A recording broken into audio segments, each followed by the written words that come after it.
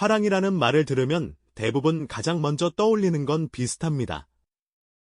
곱게 빗어 넘긴 머리, 비단 옷, 그리고 꽃처럼 아름다운 얼굴. 신라 시대의 화랑. 우리는 그들을 흔히 잘생긴 귀족 청년들, 혹은 신라판 아이돌처럼 기억합니다. 그런데 정말 이상하지 않습니까? 전쟁이 터졌을 때 왜 신라는 가장 거칠고 사나운 병사부터가 아니라 가장 아름답고 가장 어린 소년들부터 앞줄에 세웠을까요? 왜 그 나라는 꽃처럼 꾸민 아이들에게 끝까지 물러서지 말고 죽으라고 가르쳤을까요? 더 섬뜩한 건 그 소년들이 억지로 끌려간 것이 아니라 오히려 그것을 영광이라 믿도록 길러졌다는 사실입니다. 아름다움을 칭송하면서 동시에 그 아름다움을 가장 처절하게 소모해버린 나라. 신라의 화랑은 단순한 꽃미남 집단이 아니었습니다. 그들은 사랑받기 위해 꾸며진 소년들이 아니라 필요한 순간 가장 찬란하게 불태워지도록 길러진 존재들이었습니다. 오늘 우리는 화랑이 왜 아름다워야 했는가 보다 조금 더 위험한 질문을 던져보려 합니다.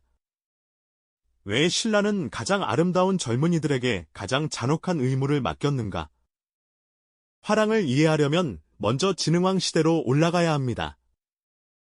신라는 한창 몸집을 키우고 있던 나라였습니다. 영토는 넓어지고 왕권은 강해지고 나라의 틀도 점점 더 단단해지고 있었습니다. 하지만 나라가 커진다고 해서 저절로 강해지는 건 아닙니다.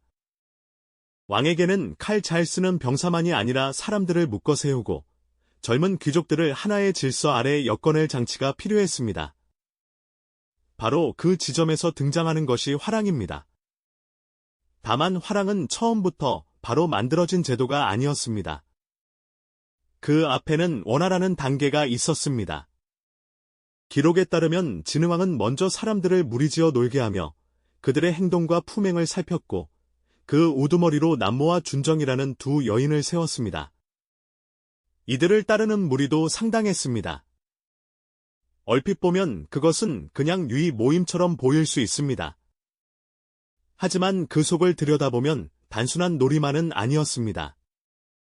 누가 사람을 끌어당기는지, 누가 중심이 되는지, 누가 따르게 만드는지, 다시 말해 지도력과 매호, 품행과 영향력을 함께 보고 있었던 겁니다. 그런데 이 원화 제도는 오래가지 못했습니다. 두 여인이 서로 아름다움을 다투다가 결국 준정이 남모를 술로 취하게 하여 물에 빠뜨려 죽였고 이 사건 이후 원화는 폐지됩니다. 그리고 그 뒤를 이어 등장한 것이 화랑입니다. 여기서 가장 흥미로운 대목은 진흥왕의 선택입니다. 보통 이런 비극이 벌어지면 제도 자체를 접어버릴 수도 있습니다. 그런데 진흥왕은 그렇게 하지 않았습니다. 오히려 같은 발상을 다른 방식으로 바꿔 이어갔습니다. 여성 중심의 원화 대신 아름다운 남자들을 뽑아 곱게 단장시키고 그들을 중심으로 젊은 무리를 다시 묶어 세운 것입니다. 왜 하필 아름다운 남자들이었을까요? 왜 하필 외모가 중요했을까요? 그건 신라가 이미 알고 있었기 때문입니다. 사람은 힘만으로 움직이지 않는다는 걸, 사람은 자신이 우러러보고 싶고, 닮고 싶고, 가까이 있고 싶어지는 존재를 중심으로 모여든다는 걸 말입니다. 즉, 화랑의 미는 단순한 장식이 아니었습니다. 그것은 사람을 끌어모으는 힘이었고, 국가가 의도적으로 선택한 정치적 자산이었습니다. 그래서 화랑에게 아름다움은 사치가 아니라 자격이었습니다. 여기서 말하는 아름다움은 단지 얼굴이 잘생겼다는 뜻만이 아닙니다. 단정한 몸가짐, 부드럽지만 기품 있는 태도, 사람의 시선을 끄는 분위기, 남들이 따르고 싶어지는 존재감까지 모두 포함한 것이었습니다. 신라에서 화랑은 가장 눈부신 젊음의 상징이었습니다. 사람들이 길에서 우러러보고 젊은이들이 닮고 싶어하고 나라가 앞장서서 키운 청춘의 대표 이미지였던 셈입니다. 하지만 여기서 진짜 무서운 점이 드러납니다. 사람을 끌어모으는 힘이 있다는 것은 반대로 말하면 가장 잘 이용하기 좋은 힘이기도 하다는 것입니다. 잘생기고 매력적이며 많은 사람의 사랑을 받는 존재. 그런 존재가 앞에 서면 사람들은 자발적으로 따라옵니다. 그런 존재가 웃으면 모두가 안심하고, 그런 존재가 울면 모두가 슬퍼하고, 그런 존재가 앞장서 죽으면 남아있는 사람들 역시 쉽게 물러날 수 없게 됩니다. 신라는 젊음의 아름다움을 감상의 대상으로만 둔 것이 아니라 그것을 조직의 중심축으로 만들었습니다. 다시 말해 화랑은 보기 좋은 귀족 소년들의 모임이 아니라 젊음과 매혹을 국가 시스템 안에 넣어버린 제도였던 겁니다. 얼핏 보면 너무 한가롭고 우아해서 이런 생각이 들 수 있습니다. 아니 나라의 인재를 기른다면서 왜 칼보다 노래를 먼저 익히고 연무장보다 계곡과 산길을 먼저 걷게 했을까?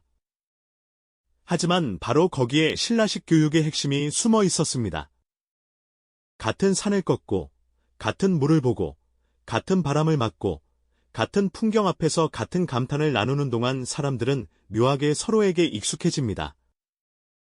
누가 지쳤는지, 누가 겁먹었는지, 누가 겉으로는 웃지만 속으로 흔들리는지 자연스럽게 알게 됩니다.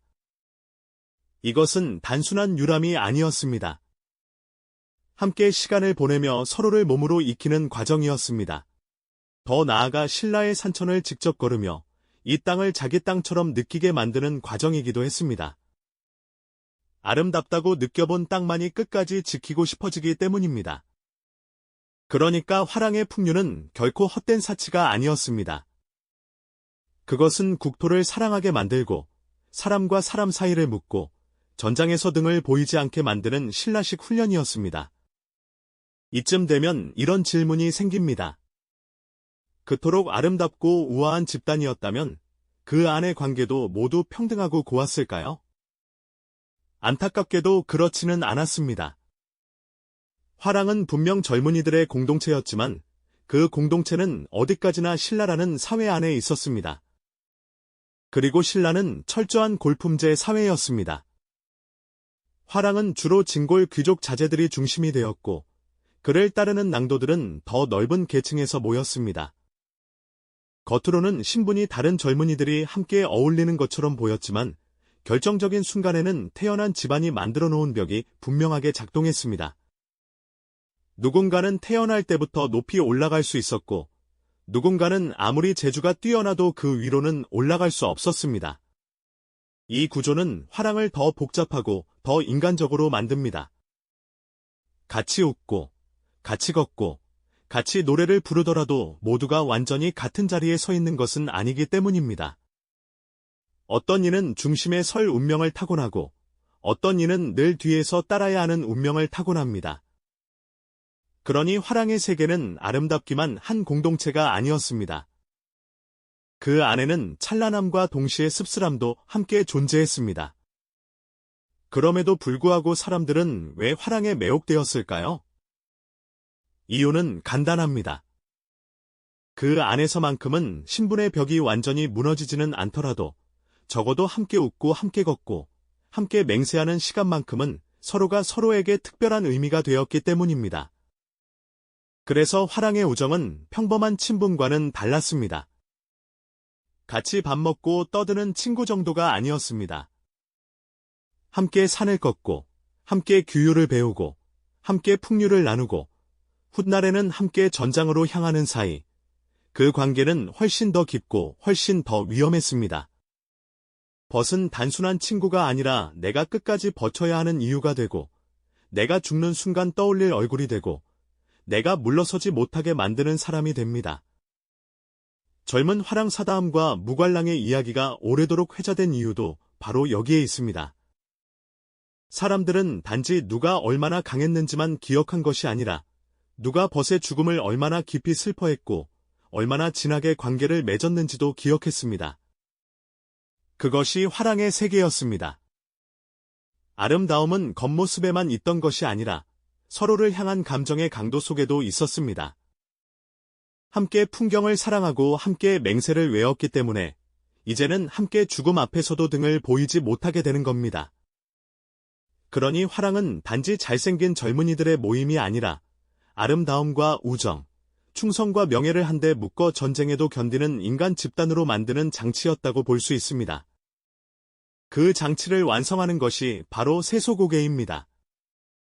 사곤이충, 사친이요, 교우이신, 임전모태, 살생유택. 임금을 충성으로 섬기고, 부모를 효로 섬기고, 벗을 믿음으로 사귀고, 싸움에 나가서는 물러서지 말며, 사람을 죽일 때조차 가림이 있어야 한다는 이 5문장. 겉으로 보면 너무나 바르고 훌륭한 가르침처럼 보입니다. 실제로도 그렇습니다. 하지만 화랑의 세계 안에서 이 문장들은 단순한 도덕 교육이 아니라 삶 전체를 묶는 명령이 됩니다. 좋은 사람이 되는 법과 좋은 신하가 되는 법과 좋은 전사가 되는 법이 한 문장 속에 동시에 들어 있습니다. 더 무서운 건 그 중에서도 임전무태라는 말이 모든 것을 날카롭게 바꿔버린다는 점입니다. 싸움에 나가면 물러서지 말 것 짧지만 잔혹한 말입니다. 살아남는 것보다 물러서지 않는 것이 더 중요하다는 뜻이니까요. 이제 화랑의 아름다움이 왜 서늘한지 조금 보이기 시작합니다. 그들은 단지 예쁘고 우아한 존재들이 아니었습니다. 나라가 보기 좋게 길러낸 존재이면서 동시에 나라가 가장 결정적인 순간에 먼저 내세울 수 있는 존재였습니다. 사랑받기 때문에 더 앞에 세우기 좋고, 동경받기 때문에 더 많은 사람을 끌고 나가기 좋고, 명예를 믿기 때문에 스스로 물러서지 않을 가능성이 높은 존재들. 이 모든 것이 가장 극적으로 드러나는 장면이 바로 황산벌입니다. 백제를 멸하기 위한 전쟁, 그 앞을 막아선 백제의 결사대, 그리고 쉽게 뚫리지 않는 전세. 진영은 무겁고 어제까지 웃고 떠들던 젊은이들의 얼굴에는 긴장과 침묵이 내려앉습니다. 누군가는 손이 떨리고, 누군가는 입술이 바짝 마르고, 누군가는 겉으로만 담담한 척합니다. 그런데 바로 그때 한 어린 화랑이 앞으로 나섭니다. 아직 얼굴에는 소년티가 남아있는데 눈빛만은 맑고 단단합니다. 이 장면이 섬뜩한 이유는 분명합니다. 너무 어리고, 너무 아름답고, 너무 맑기 때문입니다. 이런 아이가 나라의 명예와 충성, 임전무태라는 말 위에 자기 목숨을 올려놓고 있다는 사실 자체가 너무나 잔혹하기 때문입니다. 관창의 이야기가 오래도록 사람들 입에 남은 것도 그래서입니다. 그것은 단순히 어린 소년이 용감했다는 감동서사가 아닙니다. 신라라는 나라가 가장 눈부신 젊음을 어떻게 전장의 상징으로 바꾸어냈는지를 보여주는 장면이기 때문입니다. 한 소년이 먼저 앞으로 나아가고 그 뒤를 보는 수많은 사람들이 그 죽음을 배신하지 않기 위해 물러서지 못하게 되는 구조. 화랑의 진짜 힘은 어쩌면 여기 있었는지도 모릅니다. 한 사람의 죽음이 한 무리 전체를 붙잡아버리는 힘을, 그리고 그 중심에 서는 사람이 가장 아름답고 가장 사랑받는 존재일수록 그 힘은 더욱 커졌을 겁니다. 결국 화랑의 미는 끝까지 남습니다. 전장에 나가서도, 역사 속 기억 속에서도 남습니다. 사람들은 단지 그들이 얼마나 강했는지만 기억하지 않았습니다. 얼마나 아름다웠는지, 얼마나 젊었는지, 얼마나 눈부셨는지를 함께 기억했습니다. 그래서 화랑은 더 오래 남았습니다. 하지만 바로 그 때문에 더 서늘하기도 합니다. 아름다운 것은 원래 지켜주고 싶어지는 법인데, 신라는 그 아름다움을 지키기보다 먼저 바치도록 만들었으니까요. 우리는 흔히 화랑을 떠올릴 때 꽃 같은 외모만 기억합니다. 하지만 진짜로 봐야 할 것은 그 꽃이 어디에 피었느냐입니다. 진흥왕의 통치 아래, 원화제도의 실패 위에서, 골품제라는 질서 속에서, 풍류와 우정과 충성과 죽음이 한데 얽힌 사회 속에서 그 꽃은 피어났습니다. 그리고 그 꽃은 감상만을 위해 피어난 것이 아니었습니다. 사람들을 모으고, 마음을 움직이고, 나라를 위해 가장 먼저 꺾이도록 길러진 꽃이었습니다. 그래서 화랑의 이야기는 단순한 청춘 미화가 아닙니다. 가장 아름다운 것에 가장 잔혹한 의무를 키운 사회의 기록입니다.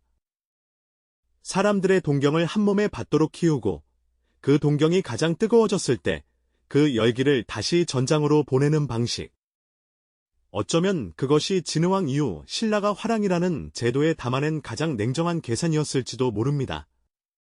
만약 당신이 신라의 꽃미남으로 태어났다면 분명 사람들의 시선을 한몸에 받았을 겁니다.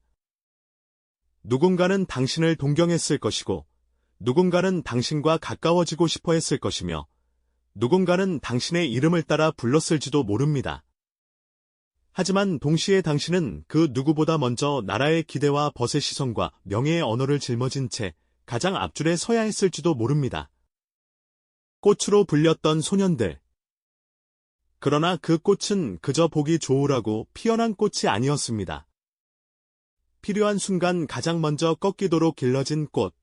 그래서 화랑은 아름다워서 더 오래 기억되지만 바로 그 아름다움 때문에 더 서늘하게 남는 존재들입니다. 오늘도 귀로 읽는 역사책과 함께 우리가 익숙하다고 믿었던 화랑의 얼굴 뒤에 숨은 진짜 이야기를 함께 들여다봤습니다. 다음 시간에도 기록 속에 감춰진 사람들의 욕망과 비밀, 그리고 우리가 미처 몰랐던 시대의 이면을 더 흥미롭게 풀어드리겠습니다. 끝까지 함께 해주셔서 감사합니다. 귀로 읽는